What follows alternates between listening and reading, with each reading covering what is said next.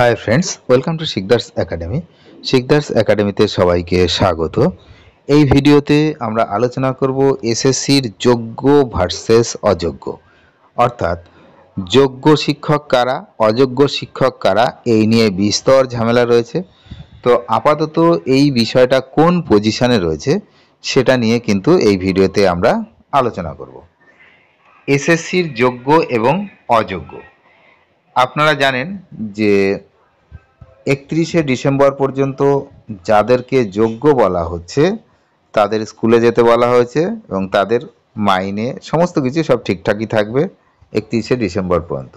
এবং যাদেরকে টেন্টেড অর্থাৎ অযোগ্য বলে বলা হচ্ছে তাদেরকে কিন্তু এই সুযোগটা দেওয়া হয়নি, আপনারা জানেন।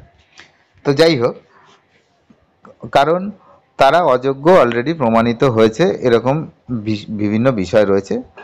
তারপরেও আপনারা জানেন আন্দোলন হয়েছে এবং সেখানে বলা হয়েছিল যে যদি সবই ঠিকঠাক জানাই থাকবে এসএসসির যে কারা যোগ্য কারা অযোগ্য, তাহলে লিস্ট প্রকাশ কেন হচ্ছে না তা নিয়ে বিস্তর ঝামেলা হয়েছে।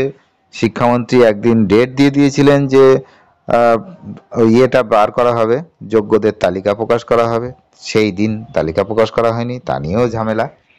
ওএমআর এর সমস্যা থাকায় যাদের অযোগ্য বলে চিহ্নিত করা হয়েছে, গত বৃহস্পতিবার সকাল থেকেই তারা কিন্তু এসএসসির ভবনের সামনে বিক্ষোভে সামিল হয়েছিলেন। তারা এবং তাদের বিভিন্ন রকম প্রশ্ন ছিল যে যেখানে আদালত ওএমআর এর কারচুপির বিষয়টি এখনো প্রমাণিত হয়নি আদালতে, সেখানে এসএসসি কি করে তাদেরকে অযোগ্য বলে বেতন বন্ধ করে দিল, সেই বিষয়টা তাদের বক্তব্য, তারা সেটা বলেছে। এবং এসএসসি ভবনের কাছেই কিন্তু তারা অবস্থান বিক্ষোভ করেছে, আপনারা জানেন।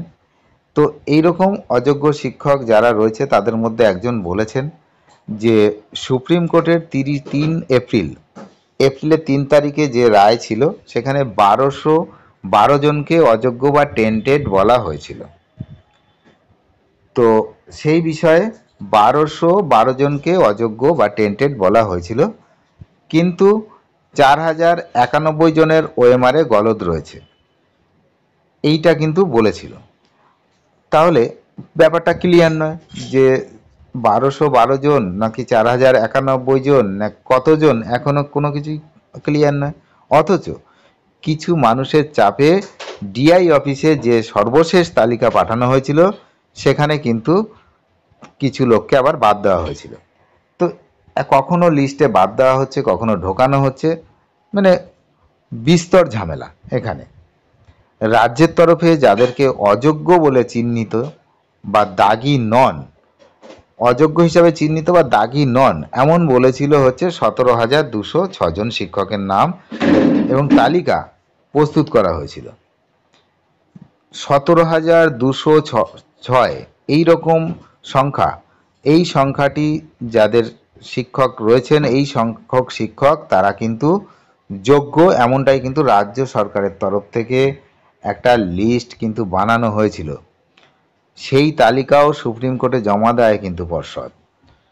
তো বুধবার সেখান থেকে আরও 1803 জনের নাম বাদ দেওয়া হয়েছে। তাহলে ভাবুন, এই বিষয়ে আমি আগেও বলেছি যে লিস্ট বিভিন্ন সময় বিভিন্ন রকম হচ্ছে, যোগ্য ভার্সাস অযোগ্য এই বিষয়টা কিন্তু ক্লিয়ারই নয়, বিভিন্ন সময় বিভিন্ন। সেই জন্য আদালতে দেওয়া যে লিস্ট 17,206 জন, সেখান থেকে এখন আবার 1803 জনের নাম বাদ পড়েছে। তাদের ওএমআর সিট উত্তরপত্র সহ একাধিক বিষয়ে সমস্যা রয়েছে বলে জানতে পেরেছে এসএসসি। তাহলে তাদের নাম আগে জানতে পারেনি, এখন জানতে পেরেছে। তাদের নাম বাদ দিয়ে নতুন তালিকায় শিক্ষক শিক্ষিকার সংখ্যা যারা যোগ্য বলে এখনো পর্যন্ত বোঝা যাচ্ছে সেটা 15,403 জন। তাহলে আলটিমেট কি দাঁড়ালো? বহুদিন থেকে যোগ্য অযোগ্য এসব চলছে, বর্তমান কন্ডিশনে 15,403 জনকে কিন্তু যোগ্য বলে বিবেচনা করা হচ্ছে, যে সংখ্যাটা 15,003 জন। সুপ্রিম কোর্টের নির্দেশ অনুযায়ী এই শিক্ষকেরা 31শে ডিসেম্বর পর্যন্ত স্কুলে যেতে পারবেন এবং বেতনও পাবেন। তাদের নতুন নিয়োগ প্রক্রিয়ায় যোগ দিতে হবে। সুপ্রিম কোর্ট নির্দেশ দিয়েছে চলতি বছরের শেষ করতে হবে নিয়োগ প্রক্রিয়া। সুতরাং 31শে ডিসেম্বরের পরে কিন্তু কি হবে, সেটা কিন্তু তখনই জানা যাবে। আপাতত যেটা জানা যাচ্ছে যে যোগ্য অযোগ্য নিয়ে ঝামেলা কিন্তু চলছে, এবং যে বিষয়টা আমি বারবার বলছি যে সঠিক লিস্ট প্রকাশ করা সম্ভব নয়। সেই কারণেই এত চাপের সত্ত্বেও, এত আন্দোলনের ফলেও কিন্তু যোগ্য অযোগ্য কোনো লিস্ট কিন্তু পাবলিশ করা যাচ্ছে না। তার কারণ আজ ভাবছে যাদেরকে যোগ্য, দুদিন পরে তাদেরকেই আবার কিছু লোককে তাদের মধ্যে থেকে অযোগ্য ভাবা হচ্ছে। সুতরাং এই ব্যাপারটা পুরো কনফিউজড। তাই কনফিউজড করে রাখাই হয়েছে। বিষয়টা এমনটাই যে কনফিউজড করে রাখা হয়েছে প্রথম থেকেই, যাতে এই সমস্যাটা সৃষ্টি হয়, এবং যেটা সৃষ্টি হয়েছে তার সমাধান কিভাবে হবে সেটা তো কেউই জানে না, সেটা ভবিষ্যৎ বলবে। তবে আপাতত এই 15,000 সামথিং তাদেরকে কিন্তু যোগ্য বলে বিবেচনা করা হচ্ছে। তারা রীতিমতো স্কুলে যাবেন এবং 31শে ডিসেম্বর পর্যন্ত তাদের কাজ তারা চালিয়ে যাবেন। তার মধ্যে নতুন নিয়োগ প্রক্রিয়ায় তাদেরকেও অংশগ্রহণ করতে হবে, সবাইকে অংশগ্রহণ করতে হবে, যেমনটা সুপ্রিম কোর্টের নির্দেশ। এবং সেটা মানবে কি মানবে না, কি হবে সেটা তো আগামী দিনই বলবে। অনেক ধন্যবাদ ভিডিওটি শেষ পর্যন্ত দেখার জন্য।